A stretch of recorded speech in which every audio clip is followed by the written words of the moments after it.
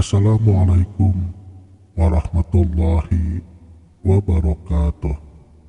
Dari begitu banyaknya metode pengenalan diri, ada beberapa yang mungkin saja dapat kita serap.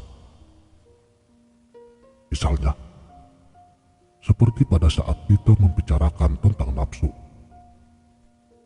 Mungkin di dalam benak kita akan bermunculan berbagai macam persepsi-persepsi yang tentunya akan memunculkan berbagai macam bentuk imajinasi. Misalnya, kalau nafsu lawamah, sosoknya bagaimana? Nafsu amarah bagaimana? Dan semacamnya. Padahal, kalau kita berbicara tentang diri nafsu ini, itu berarti kita harus sepakati dulu. Ini yang dimaksud adalah nafsu yang merupakan kata serapan daripada bahasa Arab, atau nafsu yang selama ini kita pahami sebagai macam-macam daripada keinginan-keinginan. Takaran ini memang sangat penting. Kalau saya berbicara kilo dalam ranah satuan meter misalnya, kemudian lawan bicara saya memahami kilo dalam satuan gram, tentunya pasti akan sangat rancu. Bahkan, apabila hal ini terjadi pada dialektika konsep spiritual, jadinya terlihat akan sangat lucu.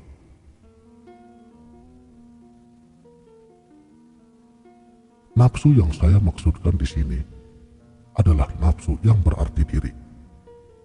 Berangkat daripada kata an-nafs dalam kosakata Arab.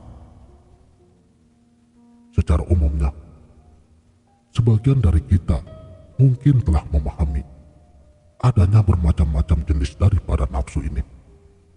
Ada yang namanya sufiyah, lawamah, mutmainnah, amarah, dan lain sebagainya. Setidaknya dari keempat nama itu saja, persepsi kita mulai terkotak-kotak. Maklumlah, kita sekarang sedang disuguhi cara berpikir yang terkotak-kotak, fakultatif intinya. Jadi sangat wajar jika pola pikir kita mesti lebih pelan dan santai untuk memahami hal-hal yang bersifat universal, kesatuan, kemanunggalan, tauhid. 4 nama yang dilekatkan pada kata nafsu sebenarnya adalah pensifatan atas tingkah pola si diri manusia itu sendiri. Ya, diri kita. Diri atau nafsu dikatakan amarah manakala ketika dia dipenuhi oleh sifat-sifat yang penuh dengan keinginan,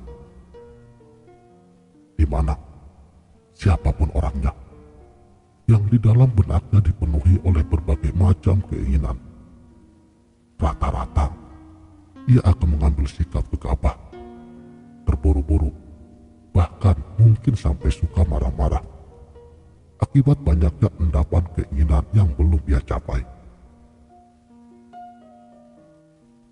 Sedangkan untuk nafsu diri dikatakan sufiyah apabila pada dirinya dipenuhi dengan kehendak untuk berbuat kebajikan, keinginan untuk mendekatkan kepada Allah, kehendak untuk beribadah, dan lain semacamnya. Dikatakan sebagai lawamah apabila ia cenderung bersikap malas dalam hal apapun, termasuk melangkahkan dirinya ke hadiratullah, sampai kepada perkara-perkara duniawiyah. Sedangkan yang dikatakan mutmainnah apabila dia telah mencapai kondisi ketenangan, ridho, menerima setiap bentuk ketentuan dari Allah yang telah berlaku atas dirinya. Nama-nama atau sebutan-sebutan itu hanya gelar yang disandingkan kepada si pelakunya saja. Karena pada hakikatnya sebenarnya esensinya ya satu, diri itu sendiri. Sama seperti halnya ketika si A ia mencuri, dia akan disebut dengan maling. Dan apabila si A bersedekah, dia akan dikatakan seorang dermawan. Apabila si A bertaubat, lantas ia menjadi rajin beribadah, dia akan dikatakan sebagai abid. Dan apabila ia enggan berbuat apapun, ia kemungkinan akan dikatakan sebagai pemalas. Padahal, semua sebutan tersebut intinya pada orang yang sama, namun hanya beda penyebutannya saja. Begitu juga Allah, ketika dia berfirman, berdoalah dengan menyebut Ar-Rahman atau nama-nama indahku yang lain.